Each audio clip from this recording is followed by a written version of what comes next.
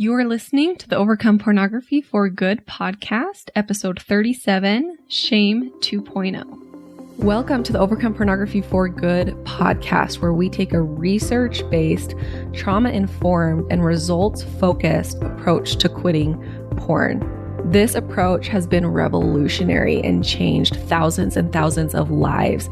I'm your host, Sarah Brewer. Hey everyone, welcome to the podcast episode this week. I'm so glad you're here. By the time this podcast is released, it will be the last week of the month, which means that the program Overcome Pornography for Good is open for October. So if you have been waiting to join Overcome Pornography for Good, I want you to know that now's your chance. Now you can come in and get in. If you're on the wait list, you should have gotten an email.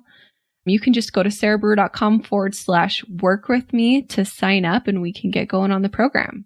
Today, I want to dive into shame again. This is a big thing that we talk about often on the program, but it's been a while since we dedicated a podcast episode to it. And why this is so important for me to talk about so often is because shame, when you're stuck in shame, you just can't do the work to get out of pornography. When you're stuck in shame, you can't quit pornography. How shame works is I have clients who come to me and say, I'm not motivated, I'm struggling, I can't get myself to do any of the work, I can't process urges, I'm just struggling so much, I could barely get myself to this call. I just can't do it. And when they say this to me, I usually ask them, well, what are your main emotions when you think about quitting pornography? They'll say something like frustration, I'm just not good enough, I'm so disappointed. And this question is so revealing and such a great question to give you an idea of where you're at when it comes to quitting pornography. This question, what are my main emotions around quitting porn? And when you answer that question, look at those emotions that you've listed, and I want you to notice that those emotions are driving your actions. Those emotions are what's driving. It's like the fuel for you for quitting porn. And so if the emotions are frustration, disappointment, that's not very good fuel. You're going to run out pretty quickly. You're not going to take the action that you need to quit porn. You're going to stay stuck. Okay. The actions aren't important until we have emotions that will sustain those actions. So if your main emotions around quitting porn are commitment and faith, those emotions will bring much better and sustainable action than shame, disappointment, frustration. And I see this over and over and over again. You literally cannot do the work to quit porn if you're stuck in shame. And I want you to have this visual and think about it like sticky mud, right? You can't do anything else until you get out of that sticky mud. It's what it's like to be stuck in shame. Shame is hiding, avoiding, more buffering. Those are the actions that come from shame. And so when I feel shame in my body, like for me personally, when I feel shame, I feel stuck. It feels like I'm stuck, hiding, avoiding, more buffering. For those of you who are religious, I know specifically in LDS doctrine, we talk about Adam and Eve, and when we tell that story, a part of it is, they take the fruit, and one of the first things that the adversary says to them is, hide yourselves. You should be ashamed of yourselves. You took that fruit. You should be ashamed of yourselves. That was his very first message to them. Hide. And I want you to think of that for those of you who are religious. I want you to think of that as, in regards to religion and spirituality. Sometimes we think of shame as a message from God, and shame is God telling us that we need to fix something. I don't believe that for 1 second, because shame, the actions are hiding, avoiding, more buffering, more stuck. I really believe shame is the message from the adversary. Now, God can tell us, hey, this doesn't quite line up with your value system. Maybe there's something we can do to change here. But his message is never, there's something wrong with me. There's something wrong with you, which is the message that comes from shame. Okay. Which leads me to my next point, right? Shame comes from our thoughts about what it means about us if we look at porn. So hopefully we understand now that shame keeps us stuck. Shame doesn't help us quit porn. Shame is the very first thing that I always work on with my clients because we can't make progress unless we're able to start wiggling out of the shame. Second is that the shame comes from our thoughts about what it means about us if we look at porn. And we've received so many messages over the years about what it means about us if we look at porn. Think about, over the pulpit, messages you've received over the pulpit, Mormon messages for those of you who used to watch those videos, Mormon messages. There are some on pornography, messages we've received from family, so many messages from the world about what it means if you look at pornography, from your community about what it means about you if you look at pornography. And often the intention is good with these messages. They're trying to do good. And often the intention is good, but often the fruits are shameful and make things even worse. So I asked you guys on my Instagram profile, I did a story and I said, tell me, what are your thoughts when you think, what does it mean about me if I look at porn? And I got so many responses, but I'm going to read some of the most common ones. What does it mean about me if I look at porn? I'm a horrible father. I'm a horrible husband. I'm selfish. I'm not a good follower of Christ. I'm a sinner. It's shameful. We shouldn't talk about it. It's as addictive as drugs. I've stopped progressing. I can't progress spiritually until I quit this. I'm a pervert. I'm not spiritual enough. I'm destroying my life. This is second only to murder, like how we sometimes interpret that scripture. I am disgusting and horrible. I am destined to a lifelong battle with this. I'm not able to raise a family. I'm a bad person. I'm weak and lazy. I'm broken. I lack control. I'm not a spiritual person. I will become a pedophile. And this one, when you say it out loud, it sounds kind of crazy, but it's crazy that the messages I receive like this, that if you look at porn, you're going to become a pedophile. That's one of these belief systems that's going around too. It's like adultery. I'm unworthy of the Holy Ghost. You're going to hell. I'm no longer worth it. And what was interesting to me is this specific one I got from a woman. I'm no longer worth it, which is so interesting to me because it seems like women value for you who are my listeners who are women, our value, the messages we've received from the world is that our value is based off of perceived purity. It's this purity culture stuff. I'm not worth it if I'm not pure. And I'm not pure if I've looked at pornography. Now, really, let's sit with these messages for a minute. How do you feel when we say these messages about what it means about me if I look at porn? Are you feeling more able to quit after receiving these messages? Or are you feeling a little bit frozen? Are you feeling a little down? Do you feel less able and more like a horrible person, right? And this is why these messages that we've received, this is why so many people are against anti-porn material, right? They're so sick of the shameful messages. And I get a lot of angry people who comment on my Facebook ads, who comment to me and send me messages on my profile, who are so against anti-porn material. And they call me stuff like Bible pusher and profiting off of people's shame. And honestly, I kind of get it. I kind of get why they're so upset. And I don't have anything against them because I get it. And obviously, I know they obviously haven't listened to me and how I teach quitting porn, or they wouldn't associate me with those things. But I get it because so much of the messages around pornography, quitting pornography, is so shameful that it creates more harm than the occasional porn use. It really does. So first thing is I just want you to start recognizing these messages that you've received about pornography. And then once you've recognized those, you can notice how you show up when you think about porn this way. I have a client who, every time that one of my clients slips up, I have them fill out this learn and move on worksheet where we kind of look at what was going on in the brain and we really dive into what was happening to see, if we can find patterns and what we can do differently and what we need to work on. And this client, he did this worksheet and he noticed He recognized at the beginning of the day, he was reading some anti-porn material. And what that material brought up for him was a lot of shame and worry and fear. And it ended up depressing him, and he binged for a few days.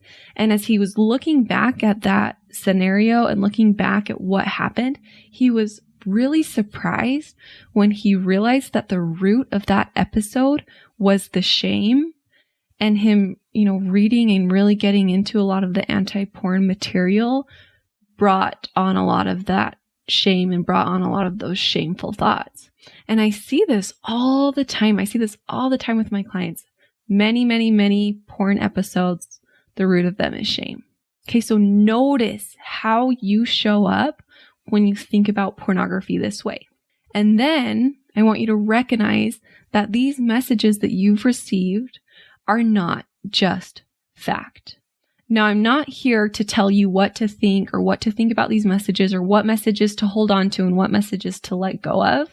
I'm just here to help you recognize that, first off, maybe some of these aren't helping you and maybe some of these are making you show up in a worse way. And then I want to show you that these messages are not just facts. And this can be really mind-blowing as we go back and we look at this whole list. Like, not one of these is just a fact. It's not like we can go and prove one of these in court. They're all beliefs and thoughts. None of them are facts. So let's go through some of these. It's not just a fact that if you look at porn, you're a horrible father and husband. That's one way to look at it. That's one choice. But there are so many people who don't see it that way at all. There's a whole spectrum of beliefs here, right? Some people view it recreationally their whole life and they don't have a problem with it, even if they're husbands and fathers. Some people decide, I am a good dad and a good husband because I'm trying to quit, right? Like, there are so many dads and husbands who aren't trying to quit. And I'm not a horrible father and husband because I'm viewing this. I'm a great husband and father because I'm trying to quit. And like I said, I'm not here telling you which one you should believe, but I just want to show you that there are choices, there are options, and your shame-inducing thoughts and conditioning is not just a fact. It's just one option of how to look at it. It's not just a fact that if you look at porn, you're selfish, right? That's not just a fact. There are other options here. I have a weakness, or more neutral. I just like this. I'm not selfish, but I like this. This is something I like.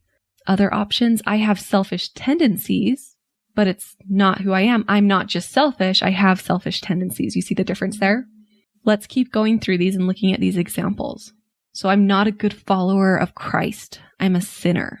That's not just a fact. We can't just go and prove that. Other people think of it differently. Like, great followers of Christ also struggle with pornography. I'm an amazing follower of Christ because I'm trying to change. I'm listening to this podcast. The purpose of life isn't to be perfect. I'm a great follower of Christ because I have weaknesses. Another one, it's as addictive as drugs. Even with this one, this is not just a fact. And we've talked about this in previous episodes, but right now the scientific community has no consensus on whether or not you could become addicted to porn. Now, that doesn't mean you don't have, compulsions to view or strong desires to view. In fact, I'm not here to say whether or not you can become addicted to it. I don't know. I don't think that I have the knowledge or the expertise to say that. But the thing here is that notice that even scientists can't agree here. Scientists cannot agree that pornography is as addictive as drugs. There's a lot of evidence that shows that it's not. There's some evidence that shows that it is. And what this means is that you get to decide how to think about this, however helps you best. So if it helps you best to think about it, that it's as addictive as drugs, use it. I find with most of my clients, it's not a very helpful belief. You get to choose whether or not you want to believe that. We can't just go and prove that one. That's not just a fact. Okay, another one. It's not just a fact that I've stopped progressing and I can't progress spiritually until I quit this, right? This isn't just a fact either. In fact, I personally know many people, many people who have progressed spiritually despite struggling with porn. Maybe having a weakness and working through it, like pornography, helps you progress spiritually. And doesn't this message, I can't progress until I quit this, doesn't that sound like a direct message from the adversary? Right? Of course he would want you to think that. Oh, you're stuck. Sorry. Can't progress spiritually until you figure this out. I just imagine God being like, wait. No, like, don't shut me out. You can progress. Don't listen to that. I'm here. I mean, I could just go on and on with these beliefs, right? This is second only to murder. Again, that is optional. That's not just a fact. And I think it's a misconstrued interpretation of the scriptures. But notice that this is second only to murder. Again, this isn't just a fact. And this is an optional way to think about it. And you can keep it, or you can start to wiggle out of it. It's not just true you're a bad person. If you look at porn, that's also optional. And I ask my clients, do you know good people who have looked at porn or who have struggled with porn, or good people who are struggling with porn right now? And almost all of the time they say yes. I am weak and lazy because I look at porn. Again, optional. There are probably many, many strong and not lazy people who struggle with porn. I will become a pedophile because I've struggled with porn. And again, I need to address this one because I think some of you, I know some of you really do believe this. I had a comment on one of my Instagram posts recently that was like this. It's like, every use of pornography leads to pedophilia. And I just want you to know that that is also very optional and extreme and just not true. Okay, think about this factually. We cannot go to the courthouse and prove that if you look at pornography, you're going to become a pedophile. If this were true, our world would be horrible if that was true. 90% of people on earth would be pedophiles. It's like the Ted Bundy one I hear, right? I'm like, people always say, hey, like Ted Bundy struggled with porn. Like if you struggle with porn, you might end up like Ted Bundy. You guys, don't listen to that. Don't listen to that anymore. It's so shame-inducing. It's just not true. I understand people, it's just people trying to use fear to get you to quit. And if fear worked, I would say, yeah, maybe let's use it, but it never works. It never works. So I want you to know that that's not true. Sure, maybe every pedophile or Ted Bundy character has looked at porn and struggled with porn, but not everyone who struggled with porn has become that. And very, very, very few people become that. Okay, so that's not true. Or I guess that's optional. You can believe that if you would like to. I told you I'm not going to tell you what to believe. I really mean that. I don't want to tell you what to believe. But I just want to show you that one is optional too. That is not just a fact. I'm unworthy of the Holy Ghost. Did you also know that this one is optional? This one is also optional. One thing that I hear from my clients is they're like, I was at church and I felt the Spirit, or I was praying and I felt the Spirit, but I'm still struggling with porn. And then it's like a light bulb moment for them. They're like, this is evidence that I'm not horrible and that God hasn't just abandoned me until I quit this. So you can even decide to question that a little bit, that I'm unworthy of the Holy Ghost. It's not just true that you're no longer worth it if you viewed pornography. Can't just go and prove that. I talk often about, other ways to look at it. What I really believe is that viewing pornography has nothing to do with your worth. And there are people who are so loved and so wanted and so clean and so good who have struggled with pornography. Pornography has nothing to do with your worth. That's an optional way to view it. And especially, I think both men and women struggle with that belief that I'm less than now. I'm not as virtuous or pure because I've struggled with this. But I especially want to just mention this to my female followers, to my women followers. This just is not true. There are many people who are so loved and wanted and clean and good who have viewed pornography. Even these other big ones that seem to be really entrenched in religion, you're going to hell because you viewed pornography. This is one I heard from one of my Catholic followers. I just want to say about this too, is that I understand how painful and ingrained these beliefs are. And they're probably not going to just switch off, like you can switch off a light switch even after you notice that they're painful and harmful to you. And that's okay. They don't need to just change quickly. But I want to start opening up your mind to the idea that there are other possible ways to think about it. You get to believe anything that you want to about pornography. So make sure that what you believe about it is helping you to live the life you want to.